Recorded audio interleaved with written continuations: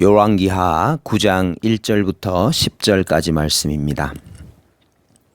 선지자 엘리사가 선지자의 제자 중 하나를 불러 이르되 너는 허리를 동이고 이 기름병을 손에 가지고 길르앗 라모스로 가라.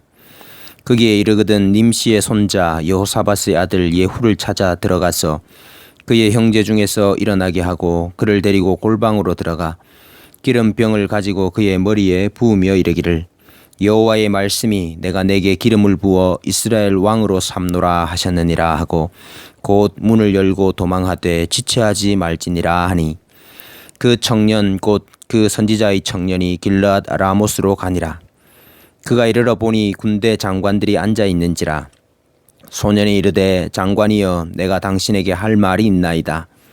예후가 이르되 우리 모든 사람 중에 누구에게 하려느냐 하니 이르되 장관이여 당신에게니이다 하는지라.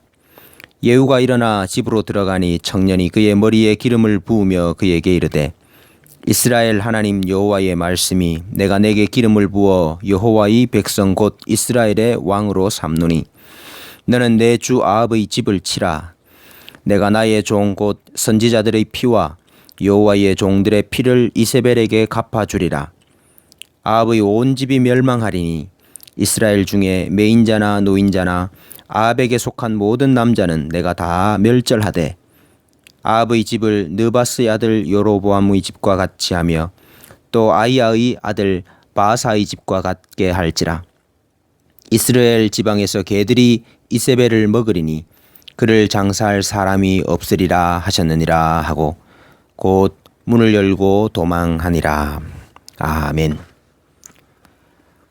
하나님께서 아합 가문을 어떻게 심판하시는지 기록하고 있습니다. 열왕기하 9장은 새벽에 읽기에 끔찍한 내용이지만은 살펴볼 수밖에 없습니다. 북이스라엘과 남유다가 합세하여서 아람의 하사엘과 전쟁을 하고 있었습니다. 북이스라엘의 왕은 아합의 아들이었던 요람입니다. 남유다의 왕은 아하시야였습니다. 그런데 전쟁 중에 요람이 부상을 입고 이스라엘로 돌아오게 됩니다. 그랬더니 남유다 왕이었던 아하시야도 부상당한 요람을 보기 위해서 이스라엘로 갑니다. 그러니 전쟁터에 왕이 다 자리를 비우게 된 것입니다.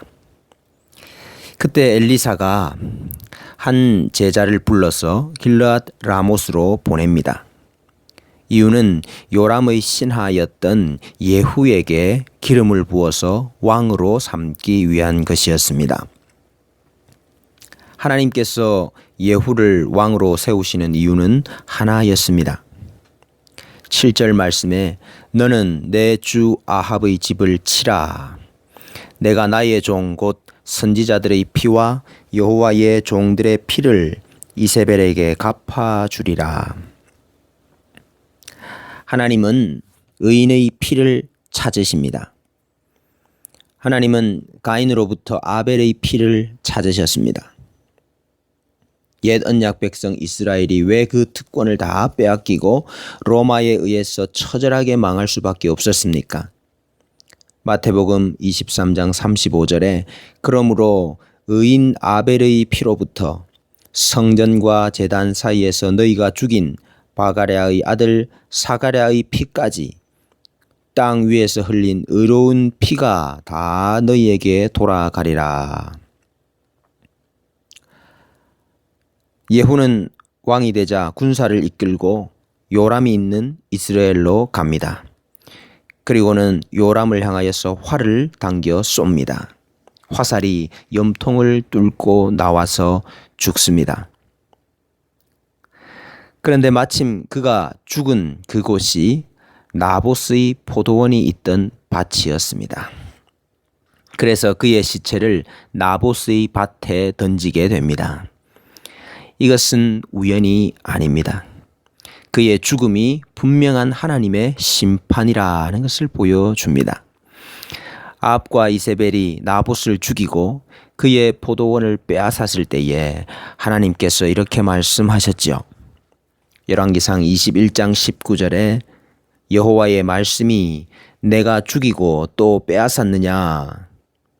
여호와의 말씀이 개들이 나봇의 피를 핥은 곳에서 개들이 내 피 곧 내 몸의 피도 핥으리라.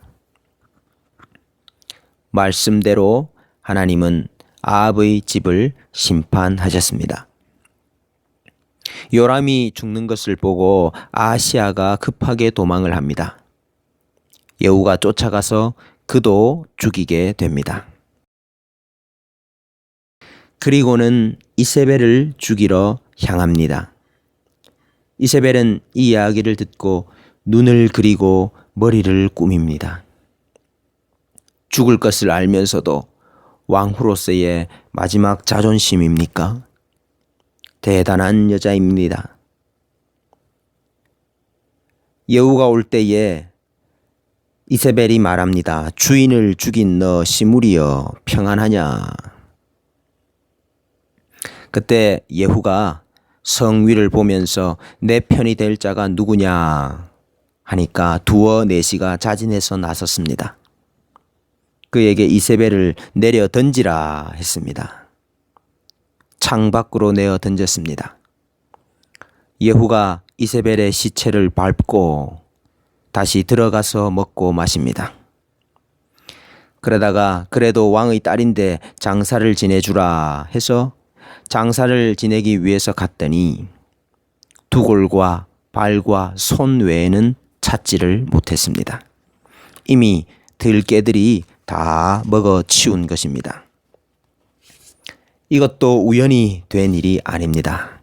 하나님께서 말씀하신 대로 심판하셨다 하는 점을 강조합니다. 열왕기상 21장 23절에 이세벨에게 대하여도 여호와께서 말씀하여 이르시되 개들이 이스라엘 성읍 곁에서 이세벨을 먹을지라. 오늘 왜 아합의 아들 요람의 죽음과 이세벨의 죽음을 이렇게 자세히 기록하고 있습니까? 하나님은 반드시 죄와 악을 심판하신다 하는 것입니다. 하나님은 오래 참으시고 또 회개할 기회를 주시지만 반드시 죄를 심판하시고 의인의 피 흘린 것에 대해서 간과하지 않으십니다. 그렇습니다. 여기까지는 아멘입니다. 그런데 문제는 나도 죄인이라 하는 점이죠. 아합과 같은 죄인은 아니라 할지라도 이세벨과 같은 죄인은 아니라 할지라도 나도 죄인이라 하는 문제에 봉착합니다. 하나님은 반드시 죄를 심판하십니다. 죄에 대한 형벌은 취소되지 않습니다. 그런데 내가 죄인입니다. 어떻게 하면 좋겠습니까? 그런데 한 가지 소망이 있습니다. 하나님은 반드시 죄를 심판하시고 죄인의 형벌을 취소하지 않으시지만 그 심판과 그 형벌이 전가될 수는 있다는 사실입니다. 구약시대 하나님은 이 죄에 대한 심판과 형벌을 희생제사의 제물을 통하여 전가시켜 주셨습니다.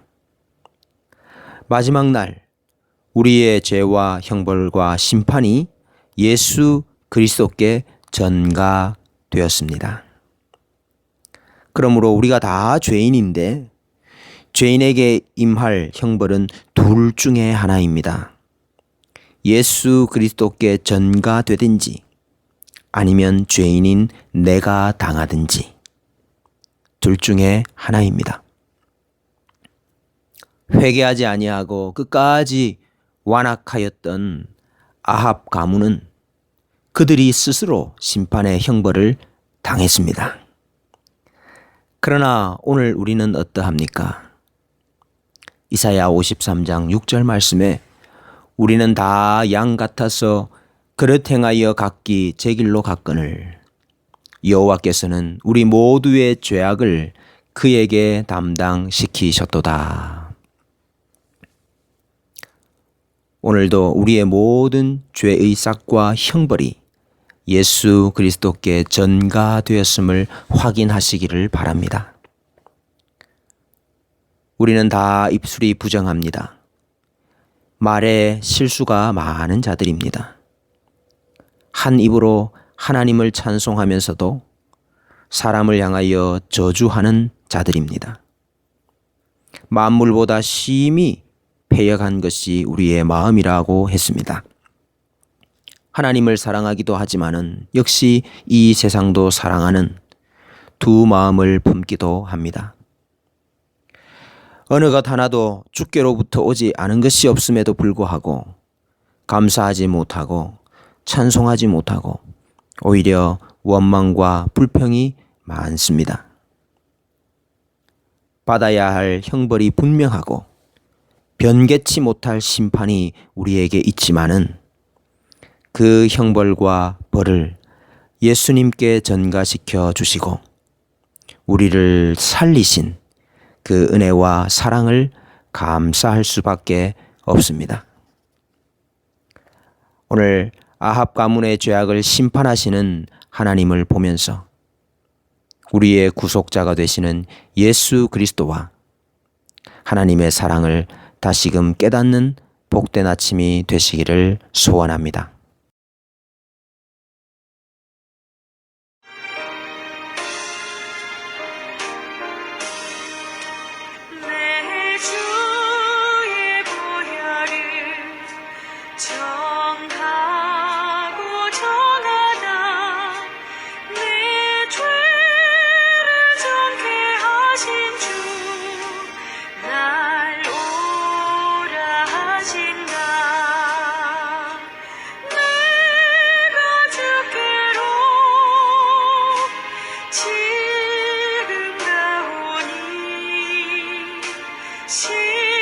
십자가의 보혈로 날 씻어주소서.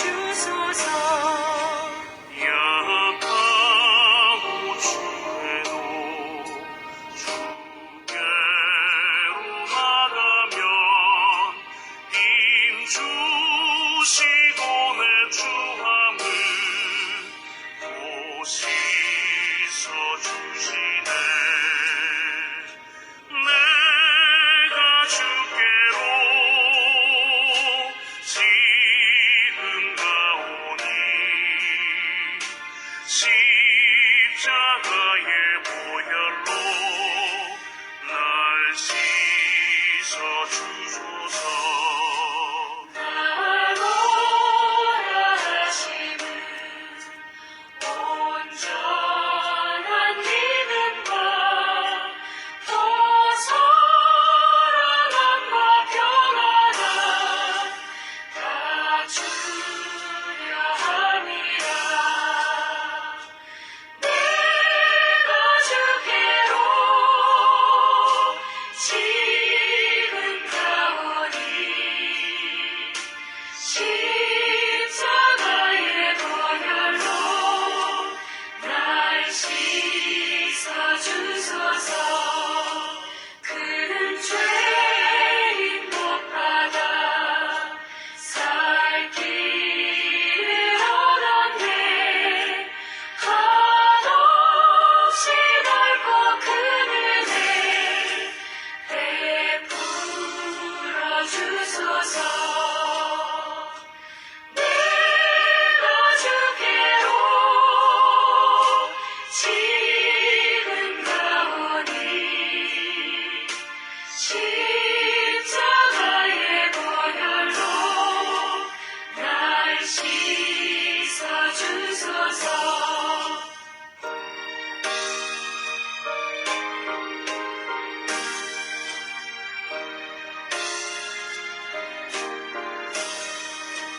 그 피가 맘속에 큰